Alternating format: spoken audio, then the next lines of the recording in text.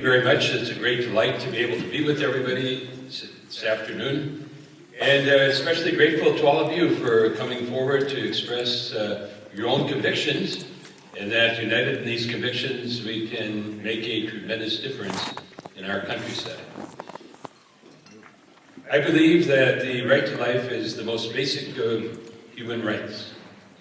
Therefore, it does not only involve us as a religious community, but really it is a responsibility of all who call themselves human and who have been bestowed with this tremendous gift. And so therefore I think it kind of is in line, the movement that we're all very much a part of, very much in line with what Abraham Lincoln and those who were so very much involved in obtaining the right freedom from slavery some 150 years ago. Also involved, I think, in the great events of Martin Luther King and all of those who sought to make sure that everybody who experienced life here in America experienced it on an equal basis with the dignity that they're truly entitled to. And now we come to the pro-life movement, and this same substratum, I think, is there. The fact that this is a very significant human right. It is highlighted in the Declaration of Independence, and it is for all people. Thank God there are the religious people who lead the parade, but we must insist that this is truly and must be achieved on that level.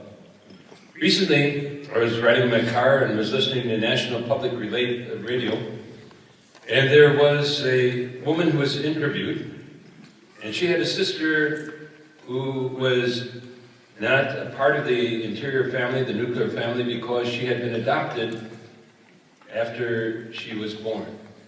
She was now 74 years old, so they had come together, this 70-year-old, 74-year-old, had never met or talked to each other for all those years.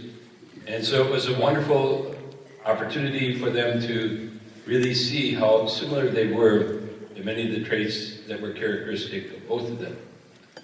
But they asked the 74-year-old woman that what would she say to her mother, whom she had never seen, never encountered, and who is now dead.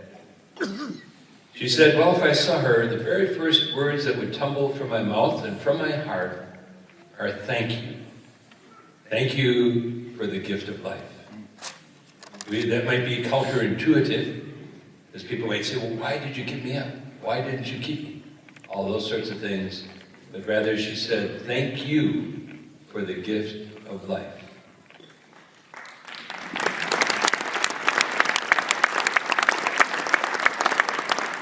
And what is tremendously encouraging in our own day, we just at Catholic Charities, that 245 couples have come forward, and they want to adopt a child right from our local community. I think that number could be multiplied if we really pushed and asked for people to volunteer to come forward, because there are so many who really want to share the great gift of life with others. And I hope that is a message that we pass to others, pass to help them realize that their life really wants to be cherished, that people want to extend this great gift in love and experience the character that will enable them also to use their talents and their gifts as so beautifully described in the last prayer this morning. And I think as we face the pro-life movement, that it is necessary to make sure that we work in many different areas. The very first one is in education, to make certain that people understand that life begins at the moment of conception. It's a scientific fact. You and I are the same person we were at the moment of conception, just in a different form. But we are that person. And we have to understand that no one is entitled to take the life of another person for the benefit of their own life, unless we know the problem of death of the mother, if there should be a risk of taking her life. But apart from that, there's just the moral code that all of us believe that no one can take the life of another person for the sake of themselves, for the sake of their convenience. That's a moral code. I think it's exceptionally and it's extremely important to share that message with others. And I think also we should look at the great gift of sexuality that is given to us for God's purpose, certainly to share the mutuality of love, but also, of course, for continuing the human race.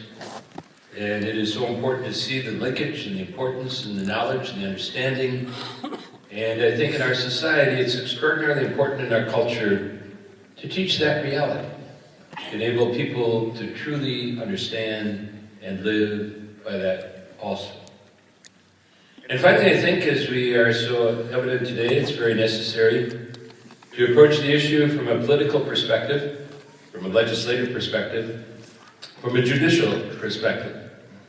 And we're so very grateful for the governor and lieutenant governor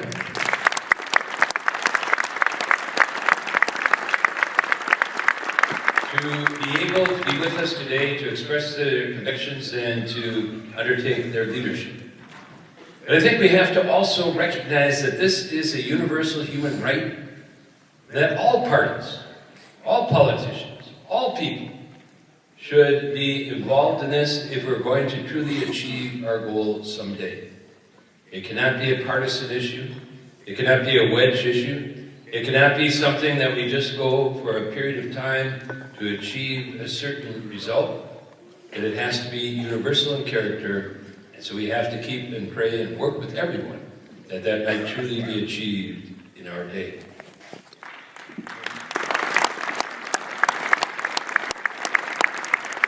We have to have the Lincolns, we have to have the Martin Luther Kings, we have to have all those great leaders who bring us together as a community to be able to see the truth and then to embrace the truth for the benefit of all of those who perhaps will never see the light of day.